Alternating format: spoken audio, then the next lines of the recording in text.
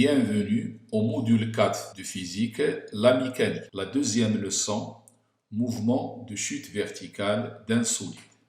On va commencer d'abord par étudier la chute verticale d'un solide dans un fluide avec frottement. Et on commence par les forces appliquées par un fluide sur un solide en mouvement. La première force, c'est la poussée d'Archimède. On sait que tout corps immergé dans un fluide est soumis à une force verticale, notée Fa, poussée d'Archimède, orientée toujours vers le haut, de valeur égale au poids du volume V du fluide déplacé par le corps. C'est-à-dire que si j'ai un corps qui est en contact avec un fluide, le fluide exerce sur le corps une poussée d'Archimède. C'est une force qui essaie de le faire monter vers le haut. Cette force possède les caractéristiques suivantes. Le point d'application, c'est le centre d'inertie de ce solide.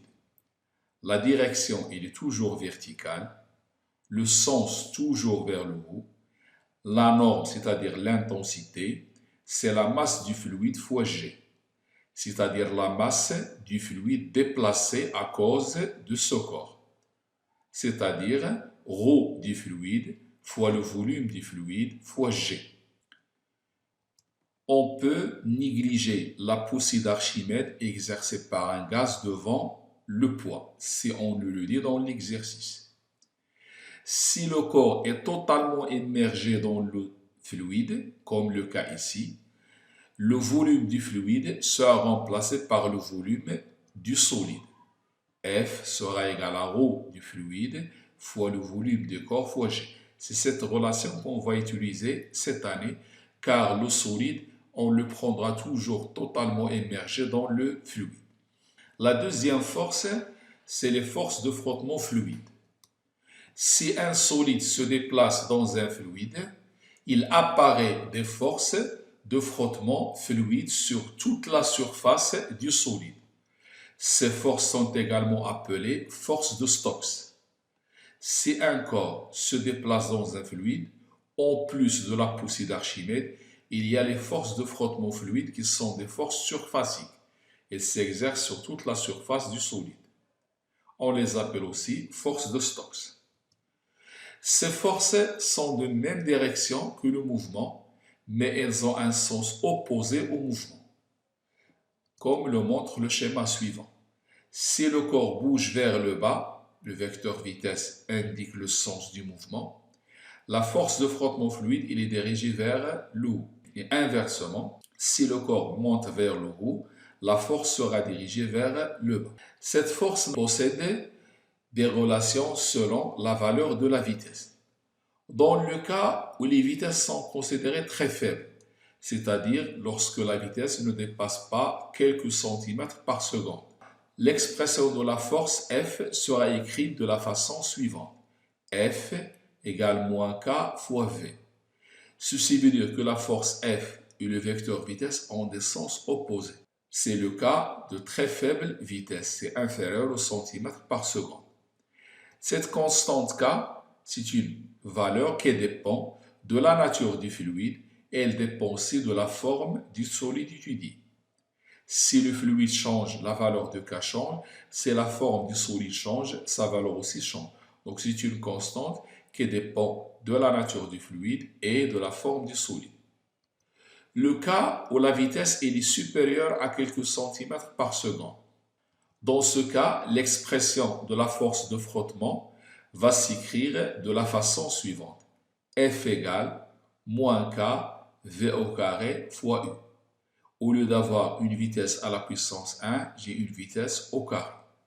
Le vecteur U, c'est un vecteur qui est unitaire, son intensité c'est 1, et qui a le même sens que la vitesse.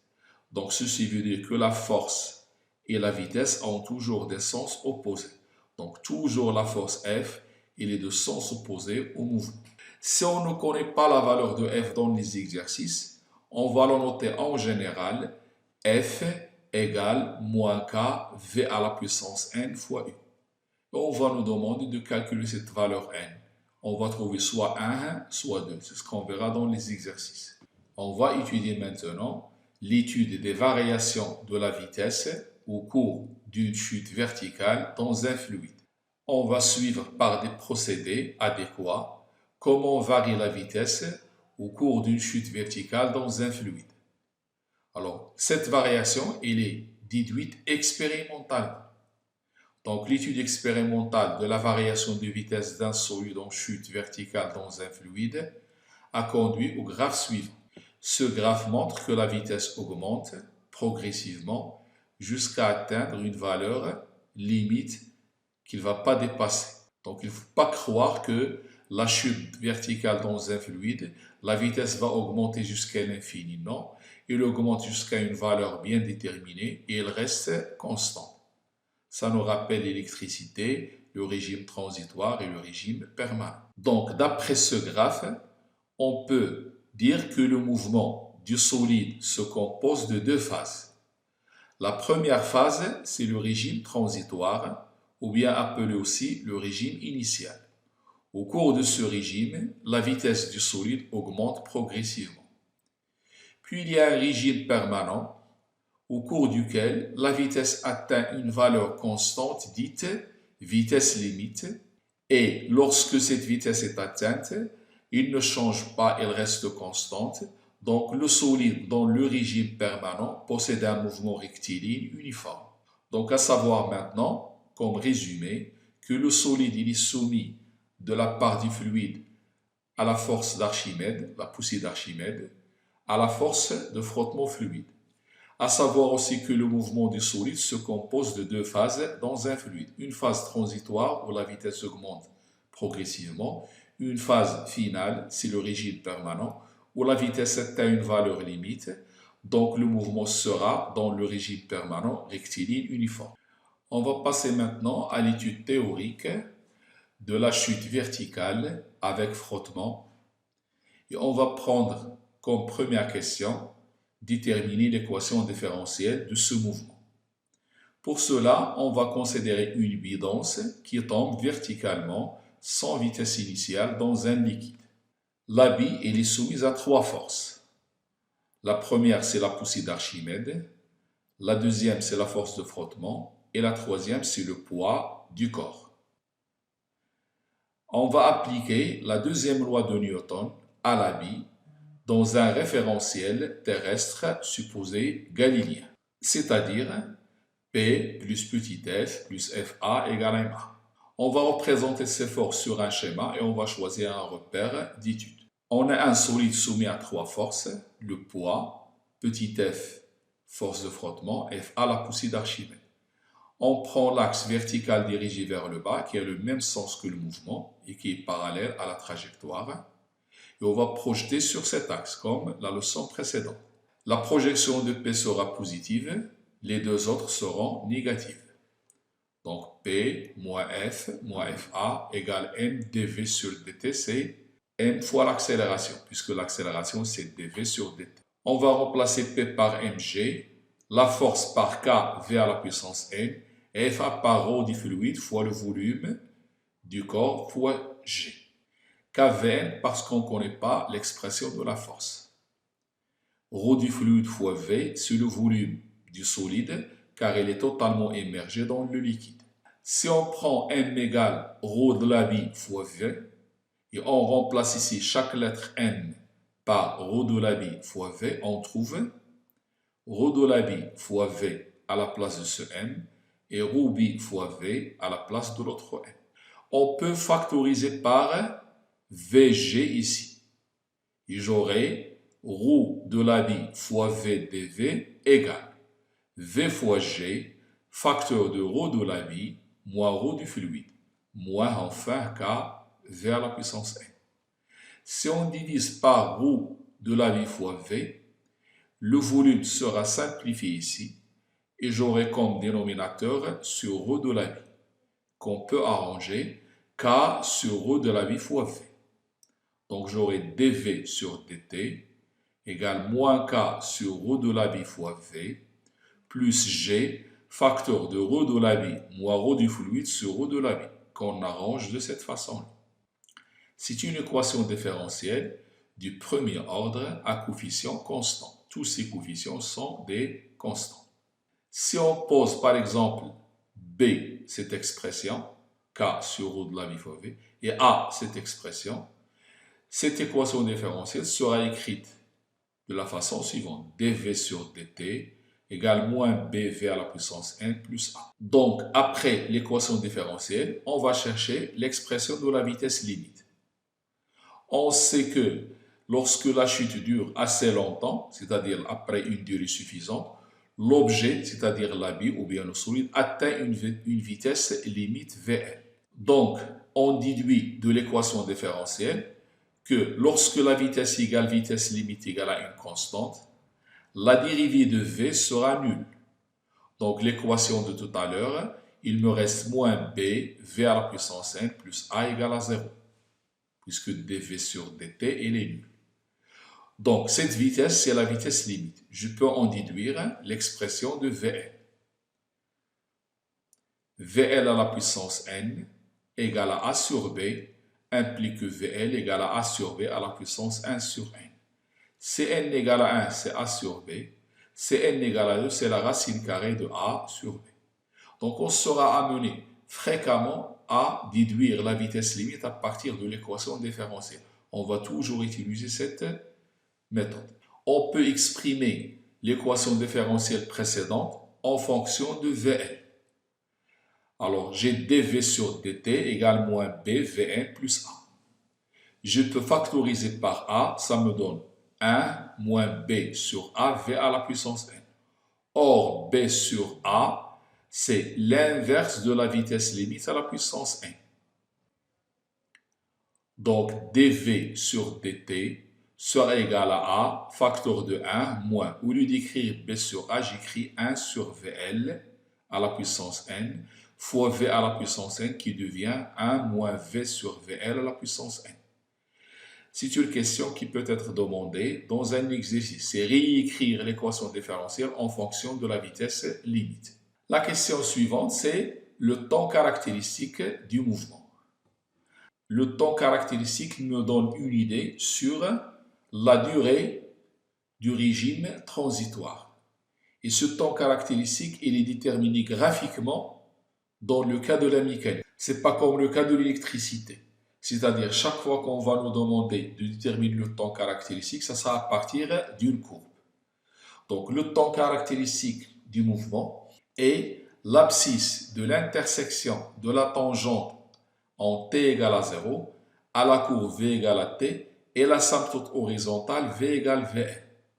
Donc, cela suppose qu'on a la courbe v égale à f de t, on trace la tangente à l'instant t égale à 0, et l'intersection avec l'asymptote horizontale v égale à vn, son abscisse, c'est le temps caractéristique.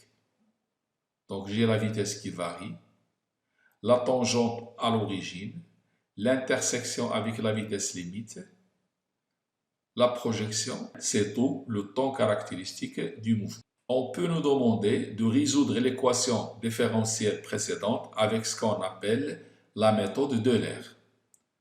En mathématiques, la méthode d'Euler est une procédure numérique pour résoudre par approximation des équations différentielles du premier ordre avec une condition initiale.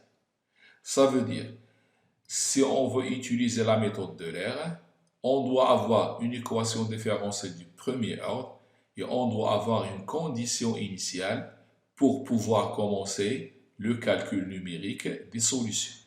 Maintenant, je vais détailler les étapes à suivre pour résoudre l'équation différentielle. La première étape, on doit avoir la vitesse initiale qu'on va appeler V0. Donc, on cherche dans l'exercice la valeur de la vitesse initiale qu'on va appeler V0. Avant de passer à l'étape 2, je rappelle l'équation différentielle qu'on a déjà établie. C'est dv sur dt égale moins bv à la puissance n plus a. Le dv sur dt, c'est l'accélération. L'étape 2, on calcule l'accélération à l'instant initial. Je connais la vitesse à l'instant initial. On veut l'accélération aussi à l'instant initial. Cette accélération se calcule toujours à partir de l'équation différentielle. Donc, je vais écrire A initialement, c'est A0, égale moins BV 0 plus A. Donc, toujours l'accélération se calcule de l'équation différentielle, que ce soit à l'instant initial ou à un autre instant. Donc, si je prends ici A0, la vitesse sera V0.